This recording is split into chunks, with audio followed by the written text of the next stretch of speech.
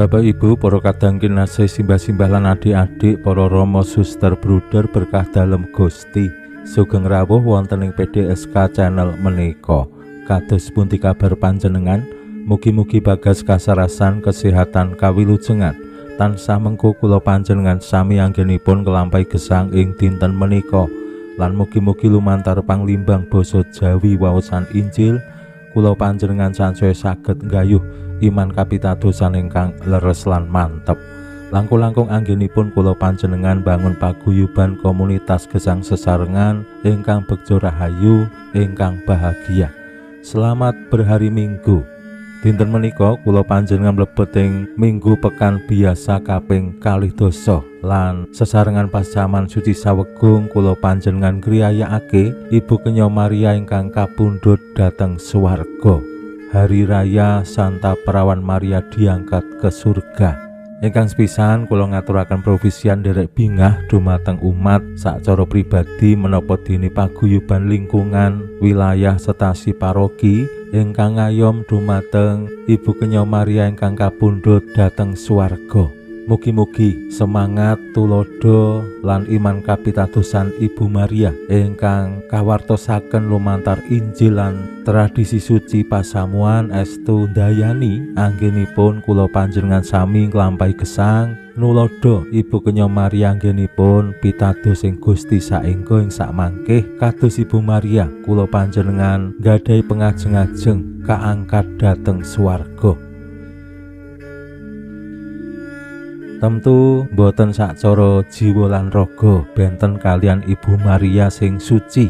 Kula panjenengan gadahi pengajeng-ajeng sukmane awake dhewe, jiwane awake dhewe ya munggah swarga. Ragane wis diikhlaske nyawiji karo bumi.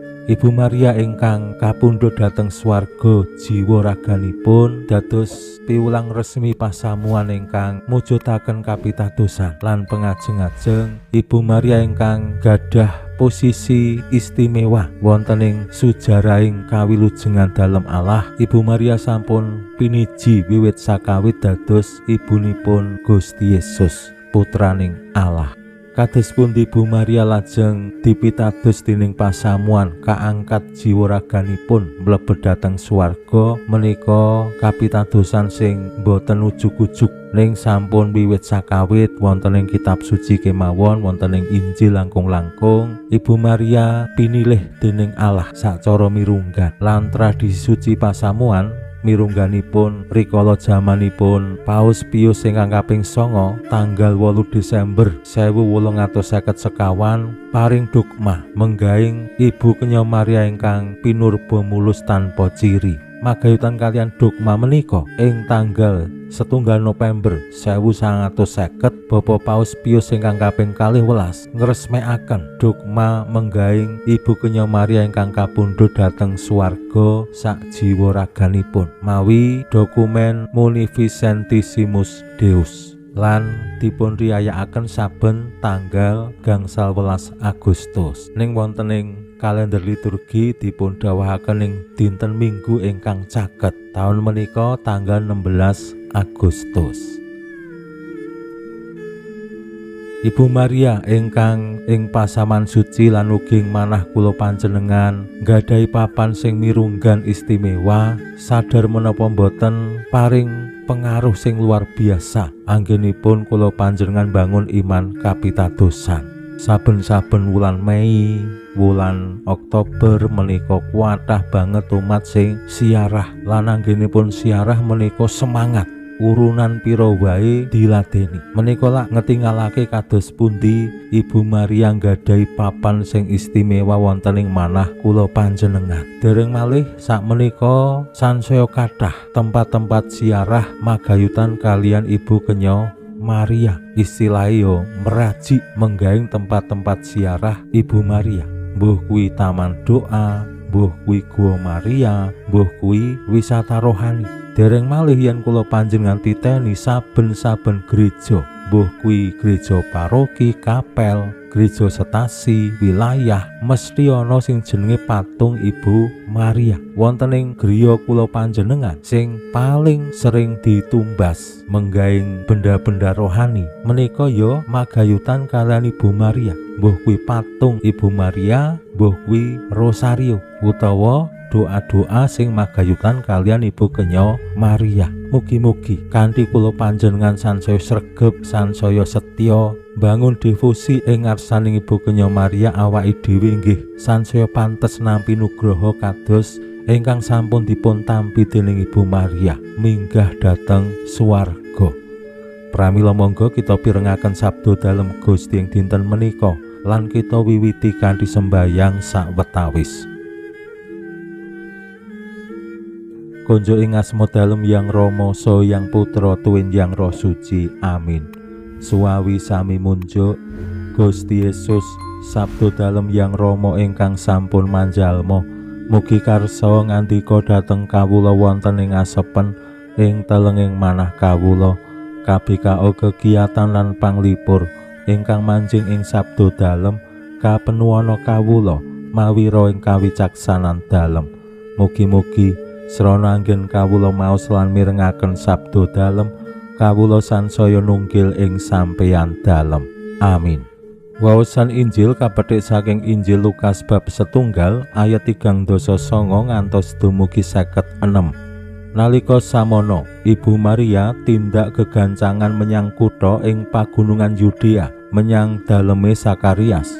Sakrawuhe terus uluk salam marang Ibu Elisabet. Bareng Ibu Elisabet mireng, jabang bayi ing guwa garbane njula lan Ibu Elisabet kapenuan Yang Roh Suci. Banjur nguwuh sora, sami-sami wanita panjenengan pinuji piyambak saha pinuji ugi ingkang putra. Sinten to kula menika dene nampi kabegjan dipun rawuhi ibunipun Gusti kula. Kauningana sareng kula mireng uluk salam panjenengan, jabang bayi ing guwa garba kula njula saking bingahipun. Rahayu panjenengan dene pitados bilih janji kasaganing pangeran estu badhe kaleksanan.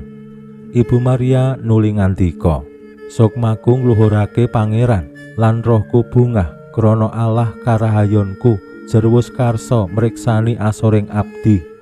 Jalaran wiwit samengko sakaing bangsa bakal nyebut aku rahayu, awit agung pakaryane Sang Maha Kuwasa tumrap ing aku, lan suci asma dalem.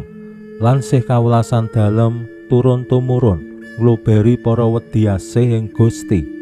Kuwasaning asta dalem wis katon, gawe bingung kang atine kumlungkung, kang kuwasa kalorot kalenggahane para asor popo padha jinunjung, kang kekurangan keroban bondo, kang sugih tinundung nglenthung.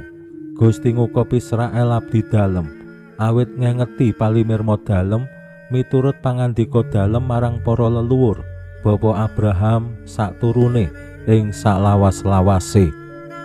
Nganti 3 dina Ibu Maria ana ing daleme Ibu Elisabet nuli kondur. Makaten sabda dalem Gusti. Suwawi sami munjuk Gusti, kawula munjuk sembah nuwun karana sabda dalem. Sabda dalem dadosa obor ingkang madangi margining gesang kawula. Katuntuna kawula sageta sabda dalem menika numusi manah ngantos tansah ngrembaka kangge nggayuh gesang ing suwarga. Amin.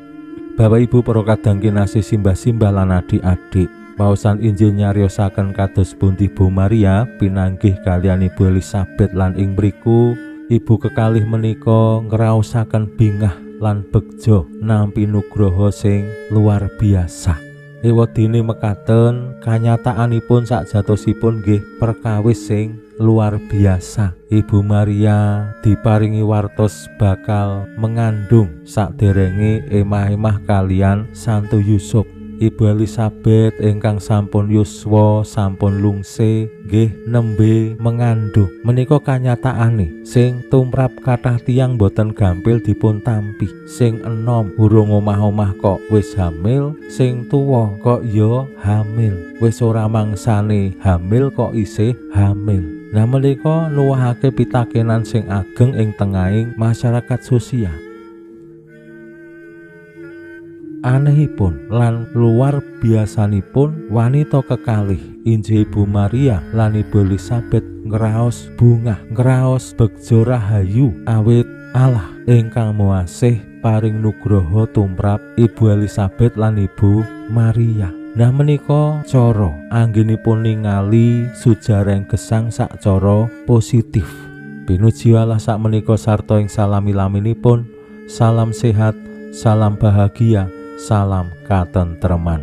Lan mugi-mugi lumantar panglimbang dinten menika kula panjenengan tansah jinangkung ing berkah dalem Gusti ingkang Maha Kuwasa, Hyang Rama saha Hyang Putra tuwin Hyang Roh Suci. Amin.